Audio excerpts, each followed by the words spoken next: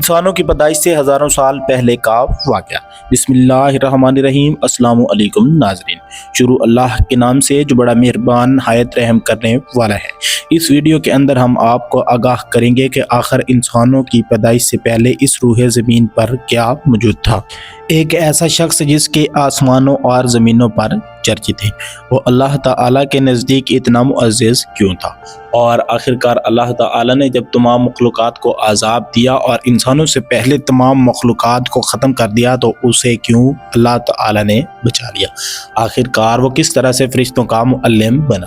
اور آخرکار وہ اللہ تعالیٰ کی عدالت سے دھتکار کر کیوں نکال دیا گیا؟ آخرکار اس کی کیا وجہ بنی؟ یہ ویڈیو آپ کے لیے انتہائی اہم ہونے والی ہے۔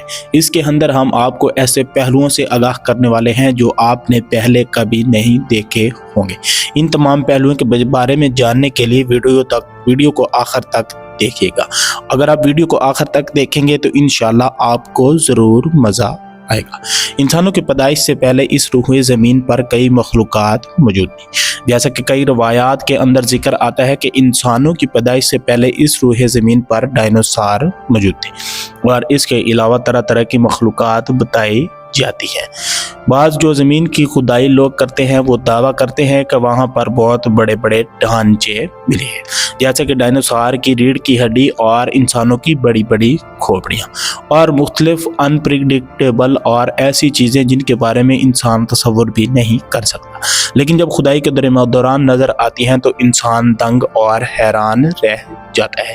اسی طرح سے اس روح زمین پر کئی مخلوقات آباد تھی۔ ان مخلوقات کے اندر میں سے جن بھی موجود تھے، جن اس روح زمین پر موجود تھے اور شروع میں اللہ تعالیٰ کے پیروکار تھے۔ اس زمانے میں صرف دو ہی مخلوقات آباد تھی، ایک فرشتے اور جن۔ فرشتے اللہ تعالیٰ کے حکم سے آسمانوں پر رہائش پذیر تھے، جبکہ جن اس روح زمین پر موجود تھے۔ جب جن اللہ تعالیٰ کے سے دور ہوتے گئے اور مختلف قسم کے گناہوں میں مبتلا ہوتے گئے تو اللہ تعالیٰ نے فرشتوں کو اس روح زمین پر بھیجا اور یہ کہا کہ جاؤ جنوں کے ساتھ جنگ کرو۔ جب جنہوں نے دیکھا کہ اللہ تعالیٰ کے حکم سے فرشتے آسمانوں سے نیچے اتر آئے ہیں اور ہمارے ساتھ جنگ کر رہے ہیں، بجائے کہ توبہ کرنے کے وہ ان کے سامنے جنگ کرنے لگے، اور اللہ تعالیٰ کے حکم سے ان کو جیت ہوئی، یعنی کہ فرشتے جیت گئے۔ جب فرشتے جنگ جیت گئے تو تمام جنوں کو اللہ تعالیٰ کے حکم سے ذلیل و خوار اور تباہ و برباد کر دیا گیا۔ ان جنوں کے اندر ایک جن بہت ہی طاقتور تھا، بتایا جاتا ہے اور بعض روایات میں واضح ذکر ہے کہ اس کی شکل ببر شیر جیسی تھی، یعنی کہ وہ بہت ہی بہادر اور طاقتور تھا۔ اس کا نام تھا چلیپا۔ جو اس کی بیوی تھی وہ بھی بہت زیادہ طاقتور تھی۔ ان کے ہاں ایک بچہ پیدا ہوا جس کا نام عزازیل رکھا گیا۔ عزازیل قد و قامت کے لحاظ سے اور ذہانت کے لحاظ سے تمام جنوں سے اعلیٰ تھا اور بہت ہی پیارا بچہ تھا۔ اللہ تعالیٰ نے فرشتوں کو حکم دیا کہ اسے اٹھا کر آسمانوں پر لے آؤ۔ جب فرشتے تمام جنوں کو ختم کر کے اور روح زمین پر زندگی خاتمہ کر کے آسمانوں کی طرف لوٹے تو عزازیل کو بھی اپنے ساتھ لے گئے۔ جب عزازیل وہاں پہنچا تو وہ انتہائی ذہانت کا مالک تھا۔ اللہ تعالیٰ نے فرشتوں کی ڈیوٹی لگائی کہ اس کی اچھی پرورش کی جائے، لہذا اللہ تعالیٰ کے فرمان کی پیروی کرتے ہوئے فرشتوں نے اس کی اچھی پرورش کی۔ جب عزازیل نے وہاں پرورش پائی تو وہ بہت ہی نیک ہو گیا اور اللہ تعالیٰ کی عبادت کے اندر مصروف ہو گیا۔ چند ہی دنوں میں اللہ تعالیٰ نے اسے ایک ایسا مقام عطا کر دیا جو کہ اس کی قسمت میں نہیں تھا۔ اللہ تعالیٰ نے اسے تمام فرشتوں کا معلم مقرر کر دیا، یہاں تک کہ اللہ تعالیٰ کے معزز فرشتے حضرت میکائیل اور حضرت جبرائیل علیہ السلام بھی اس کے سامنے بیٹھتے اور اس سے وعظ اور نصیحتیں حاصل کرتے۔ آخرکار وقت گزرتا گیا اور اللہ تعالیٰ نے تمام فرشتوں کو یہ حکم دیا کہ جاؤ زمین پر اور مختلف جگہوں سے مٹی اکٹھی کر کے لے آؤ۔ جب عزازیل نے اللہ تعالیٰ سے پوچھا کہ یہ کیا ہو رہا ہے تو اللہ تعالیٰ نے اسے بتایا کہ میں ایک ایسی مخلوق پیدا کرنے والا ہوں جو اس سے زمین کو آباد کروں گا، اور زمین پر ایسی ایک مخلوق بناؤں گا جو کہ میری نائب بن کر رہے گی۔ یہ سنتے ہی عزازیل آگ بگولا ہو گیا اور حسد میں مبتلا ہو گیا اور کہنے لگا کہ یہ سراسر میرے ساتھ ناانصافی ہے، کیونکہ جب وہ تمام فرشتوں کا معلم مقرر ہو گیا تو اس کی یہی سوچ تھی کہ میں سب سے بڑا ہوں اور سب سے سردار ہوں، اللہ تعالیٰ مجھے ہی اس زمین پر خلیفہ بنائے گا، لہٰذا ایسا اس کی خواہش کے مطابق نہیں ہوا اور وہ حسد کی آگ میں مبتلا ہو گیا اور وہ دل ہی دل میں سوچنے لگا کہ آخر یہ میرے ساتھ ناانصافی ہوئی ہے۔ جب تمام فرشتے اس روح زمین سے مٹی لے کر واپس اللہ تعالیٰ کے پاس چلے گئے تو اللہ تعالیٰ نے ایک مجسمہ تیار کیا جو کہ حضرت آدم علیہ السلام کا مجسمہ تھا۔ روایات کے اندر آتا ہے کہ وہ 40 سال تک ایسے بے جان پڑا رہا۔ جب فرشتے وہاں سے گزرتے تو وہ ڈر جاتے اور اللہ تعالیٰ کی حکمت پر سبحان اللہ کہتے، کیونکہ وہ جانتے تھے کہ اللہ تعالیٰ کچھ بہتر ہی کرنے والے ہیں اور جو اللہ تعالیٰ کرتے ہیں وہ بہتر ہی ہوتا ہے، اور اس روح زمین پر ہمارے لیے بھی وہی بہتر ہوتا ہے جو اللہ ہمارے لیے کرتے ہیں، لہذا وہ اللہ تعالیٰ کی حمد و ثنا بیان کرتے۔ لیکن جب شیطان وہاں سے گزرتا یعنی کہ عزازیل وہاں سے گزرتا تو وہ آگ بگولا ہو جاتا اور حسد میں مبتلا ہو جاتا اور مختلف قسم کی باتیں کرتا۔ ایک دن اللہ تعالیٰ نے تمام فرشتوں کو اکٹھا کیا اور حضرت آدم علیہ السلام کے اندر روح پھونک دی۔